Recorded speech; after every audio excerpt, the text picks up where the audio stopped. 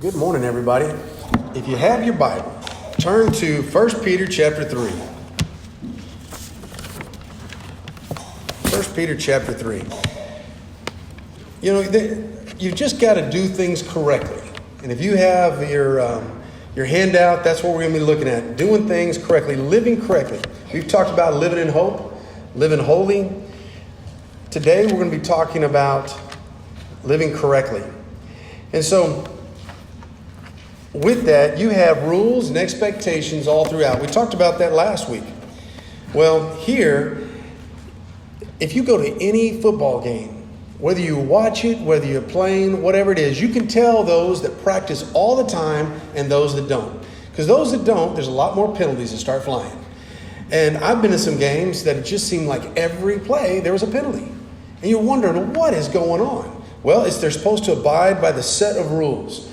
And so there are certain things that we're supposed to do. And I remember, obviously, everyone knows that I'm single. And every time they start, a preacher starts talking about the wives, the husbands, all that stuff, oh man, I just start checking out. Because I'm thinking, this doesn't apply to me. But this does. This right here applies to all of us. And so it's telling us certain things in these certain roles that we need to follow. And so we're going to talk about the man and the woman, and then there's a point where it talks about everybody. So those that are now single, have lost loved ones, or in my situation, there is something here for you. And so I don't want you tuning out. This is not a lesson on marriage. That'd be really good for me to have a lesson on marriage, wouldn't it? I couldn't talk from experience, but I could talk from God's word. Now, this first part, I have to make mention that the handout you have, the last area, number 3, it has the same verses. And it's supposed to be chapter 3, 12 through 17. So when you're looking at, that's the reference of this area. For some reason, I was copying and pasting. I didn't double check. But the first thing, number 1, if we're going to live correctly, since we are scattered, selected sojourners in this world, we need to live with consideration. And this is for the man and the woman, the wife and the husband. And that would be the letter A and B. Wife, and then next would be husband. And so we need to live in consideration of each other. Married folks need to consider each other. It goes right along with Philippians chapter 2. In 20 and 21, it talks about they have a genuine interest. It talks about Timothy. It says, I have no one like him that has a genuine interest in your welfare. And because he's seeking after the interest of Christ. Other people, they have their own interest, but he is actually interested in you. And you know those people that are interested in you, don't you? And you that are married, when you go home, you know if she's interested in listening to your story or not. And same as the other way. You know if he's interested in listening to you. Wives. And so this is a point that you're supposed to consider each other. And it starts off here in verse 3. It says, likewise, wives, be subject to your own husbands, so that even if some do not obey the word, they may be won without a word by the conduct of your lives, when they see your respectful and pure conduct. And so you can see things. And the first thing under the wife is communication. This is sometimes less is more. Sometimes you just don't have to say everything you're thinking. You may be right, but it doesn't matter. Sometimes less is more. And sometimes it's not what you say, it's how you say it too, isn't it? The tone is one of those things. When you're just frustrated, you just don't have the same type of tone. And I think I may have mentioned before that when in a previous school, I would be running with my hair on fire, trying to put out fires. And every once in a while, that secretary would come up to me and she just laid the Snickers on my table because she knew I hadn't eaten and I wasn't being myself. And so sometimes it's how you communicate. I'm not mad at you. I'm just mad, whatever. So we need to make sure that wives here in particular, it says, watch out how you talk. Be careful how you're communicating. It's how you handle yourself. Because it talks about your conduct. So the first line under wives is communication. The second would be your conduct from verse 2. And it talks about how it's supposed to be respectful and it's supposed to be pure conduct. And so when you're looking at that, I've known several people, and we probably have several here, that if I started listing, and I'm going to list a few of them, but I'm thinking who's the wife was the Christian before the husband. I think about one of my good friends. His name is Kelly. I've mentioned him before. His wife became a Christian, and she didn't say a word. She was just living it. And eventually he wanted to know, well, tell me about this. He was aggravated because he had to change his life. But then he wanted to know about it, and so he sought the answers and became a Christian. Down the road, Linnell, married to Charlie for I don't know how many years. And I remember being in Goliad a couple times. I was preaching there, and it was talking about salvation, and baptism was one of those things that was mentioned in salvation. And I remember her, and he's sitting there right beside her, and she's sitting there like, pointing and eyes looking at him like, get him, teach him, And she was one that had been trying to teach her husband for years. He came with her to worship for years and eventually became a Christian. I think of Susan Dobra, some of you guys know, and living that godly life all those years. And at the 11th hour before her husband died, Bill became a Christian. That could be said about Shirley and Lloyd. It could be said about Bridget and Donk.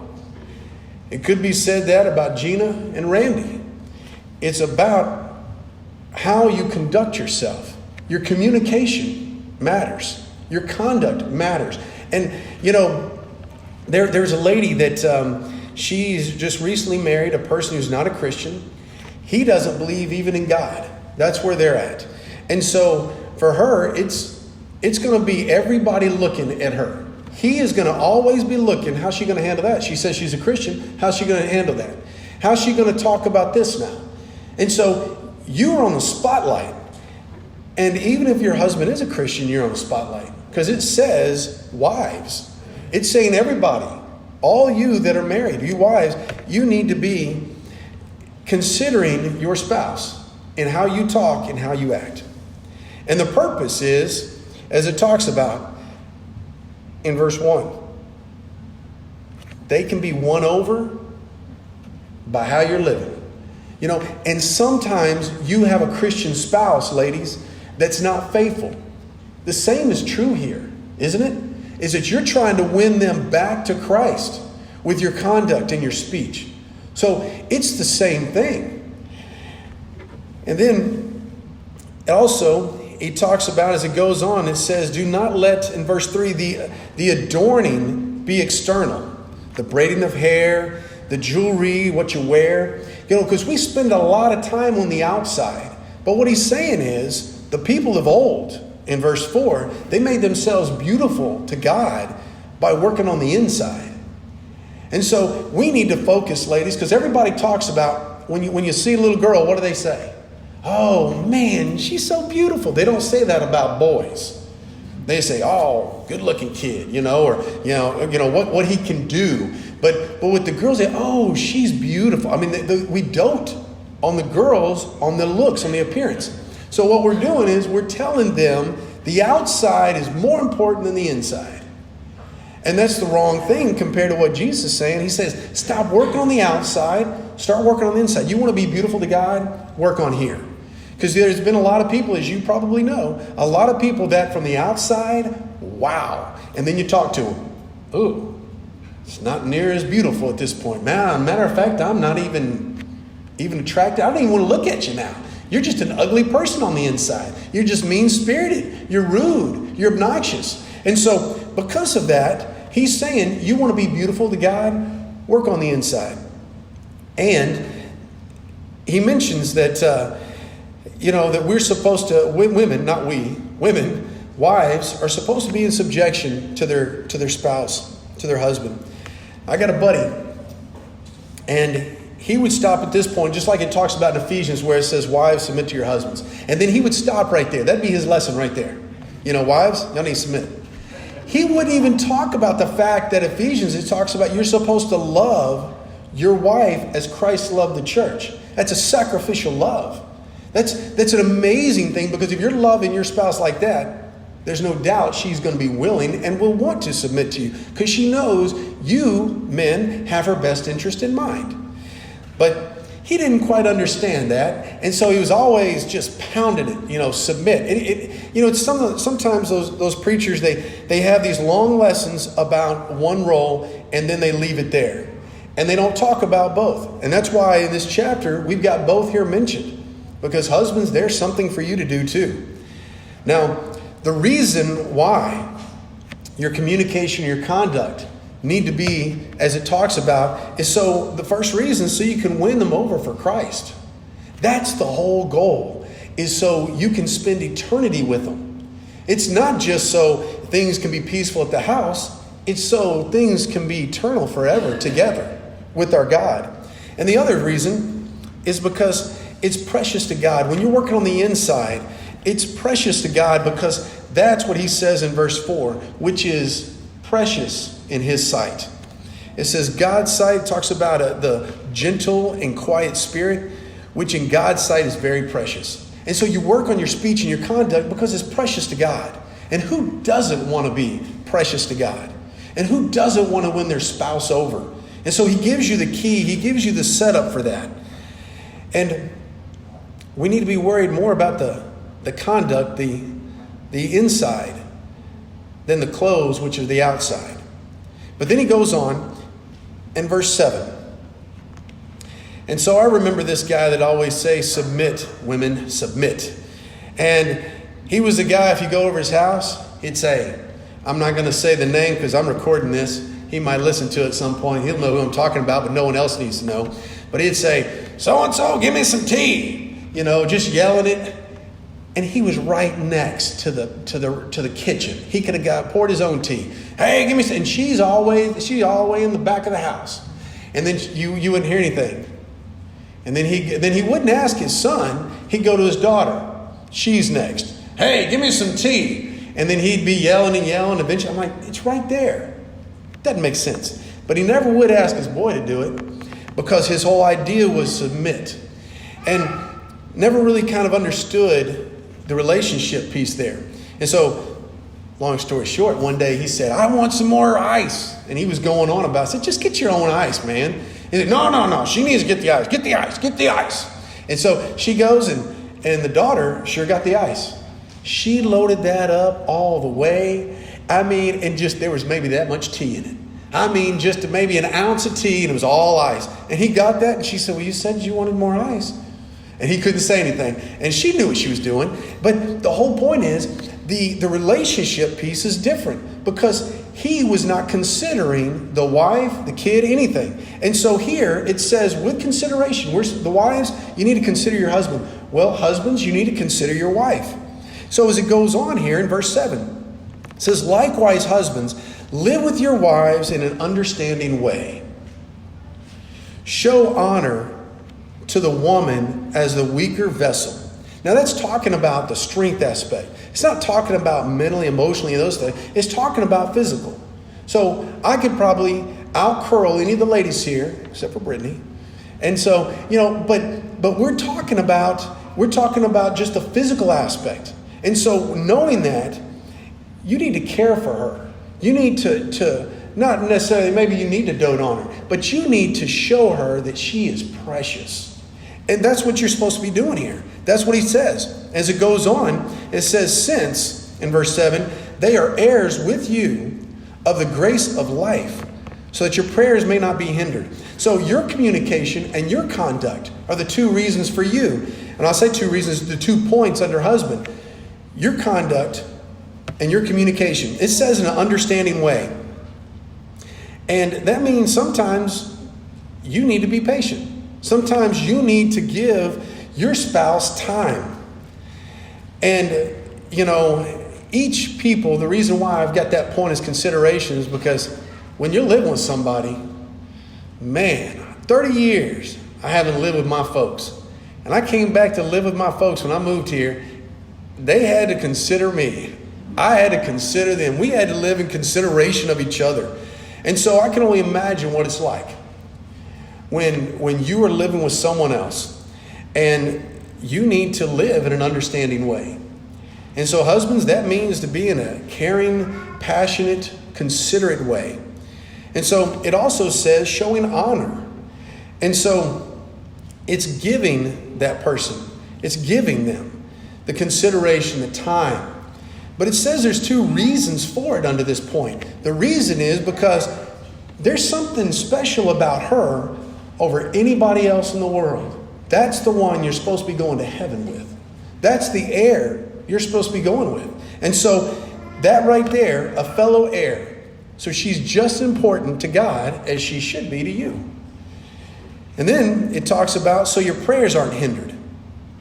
Now, it kind of gives the indication that if you're not living right, he's not going to be listening to what you have to say. And nobody wants to be ignored. You come into the house and you want to tell about your day, or someone's wanting to ask about your day, or whatever, you have some news, and you come in and no one's listening to you. You go to the kids, nobody's listening to you. You talk on the phone and it goes to voicemail, and you send a text message and there's no reply, ignoring you. Well, it talks about here that we aren't hindered by our prayers. So it kind of gives the indication that maybe God doesn't listen to us, men, when we're doing that. We're not treating our wives preciously. And we're not considering them in an understanding way and showing them honor. It also kind of gives the indication that you can't be focused on what God's wanting you to do because you're not doing what he's saying to do. And so your prayer's naturally going to be hindered because you're not living right. So you're not going to be talking right to God. And so looking at these things, there are some points that husbands and wives need to have. They need to consider each other. And point number 2 is, while we're living correctly with consideration, number 2 is we need to live correctly with concern. Because that picks up in verse 8. Finally, all of you. That's where I come in now. That's where some of you others come in now. Now, I don't have a wife, but now all of you. All right, so I'm not off the hook now. So this lesson is for me and for some of you as well. And it ends up being for all of us now. From the kids to all the way to the oldest of our members here. It says, finally, all of you have unity in mind, sympathy, brotherly love, a tender heart, and a humble mind. So looking at this, the first point under number 2 with concern, it means to be everybody, not just some of us need to be living this way, with compassion and care. So compassion means sympathy, a tender heart, love. And care means that humble mind, unity. Now you talk about having a difficulty. It takes work and effort to live in peace. You think about the work and effort, the concessions you make with your spouses, those of you that are married. Those of us that are single, you think about the concessions we make with everybody, And so to live in unity and peace. This talks about every single person. Every person sitting here needs to be living this way. And so that should stomp on all of our toes right now if we're not. The whole fact of unity, the fact that it's difficult to live in unity, so peace must be protected. This is what I would call, this verse right here would be the extra mile ministry. Because it talks about with sympathy. You need to care about what that person's going through. Because Jesus cared about us and what we're going through. We need to have that tender heart towards them. We need to be able to have that brotherly love. We need to love them. And so if you're doing those things, you're going to have their best interest in mind. And so you're going to make sure you are humble and you are united. We're going to be thinking the same thing the same way if we're doing those things, because I'm going to be able to go to you and you're going to be able to come to me with things that sometimes may be difficult to talk about, and I'm going to take it because I know you love me. In the same way, when I come to you out of love, you're going to know it's out of love. And you're going to sit there and, hey, thank you. Because it's about us sharpening each other. It's about making sure there's no divisions like there were in the church in Corinth. It's easy to get those divisions. It's easy to all of a sudden sometimes think that someone feels differently about you because you haven't heard from them lately. Well, maybe they don't think about me the same way they used to. Maybe they don't care about it. And so sometimes the distance pulls us apart. It's saying that we need to make sure all of us are doing these things. And there's a reason here. Look in verse 9. It says, do not repay evil for evil or reviling with reviling, but on the contrary, bless. For to this you were called, that you may obtain a blessing. So that's the reason we do this, so we can be blessed by God. And also, if you go down to verse 12, it says, for the eyes of the Lord are on the righteous, and his ears are open to their prayer. But the face of the Lord is against those who do evil. So, likewise, if we want God to be attentive, to listen to what we're saying when we talk to him, we need to be living this way with all of us. So there is a challenge for all of us to make sure we're living with sympathy, and we're treating each other with tenderness and with love, and being humble in mind and having that unity. And so for us, it's because we want a blessing and we want God to listen to us. Then the next thing, point number 3 is, so we're living correctly with consideration, with concern. Number 3 is we live correctly with courage. And so, and that starts in verse 13 on to 17, as I made mention. But look in verse 15. It says, but in your hearts honor God as holy, always being prepared to make it a defense to anyone who asks you for the reason for the hope that is in you, yet do it with gentleness and respect. So it's telling us how to communicate. We're supposed to be ready to help others, to share the good news. And it says, even in verse 13 and 14, that if you end up suffering for doing bad, that's okay. But be ready and be prepared. And so we need to make sure that the first point under courage, number 3, would be communication. Our communication is just as important between wives and husbands as it is for all of us together, as it is to those that are outside the body of believers. Because it says to do it with gentleness and respect. There's many times we talked about how to share the gospel, and you can't come in forcing someone and just pounding them and pounding them and pounding them. You've got to go in loving them. They've got to know that you really love them, so they want to listen to you. They've got to know that you really care about them. And so then, if you say something in an awkward way, they're going to give you the benefit of the doubt. And so it needs to be gentle and respectful. You think about your beliefs. If someone came at you completely different, with a different set of beliefs, no. I know what I believe, and you're wrong, and I'm not going to listen to you. And so, but if they came in respectful and gentle, you would at least have a spiritual conversation. And hopefully, some teaching can take place. The same is true if someone is asking you for the hope that lies within you. First, they got to see that there's hope in you before they even ask. And one of the things we probably ought to start praying more about is for the Father to send us people for us to teach. Those are 2 things we probably don't pray is for wisdom, as it talks about in James, and it talks about in the Gospels, praying because the harvest is ready. But we need to pray for the workers, for the harvesters. And so those are 2 things we ought to be praying more about. But it's our communication, verse 15. And then verse 16, it says, having a good conscience, so that when you are slandered, those who revile your good behavior in Christ shall be put to shame. So the next point there is your conduct. So it's very similar. All these things with wives and women and all of us, and the outside is very much the same. It's about doing right. So you can live right, so you can be right. It's about living correctly.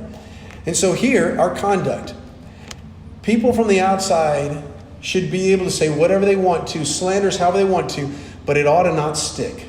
Because it ought to not be our character. Our character ought to be pure. We ought to be those people that when people say something, you really can't say something about them, and that's why I hate them so much.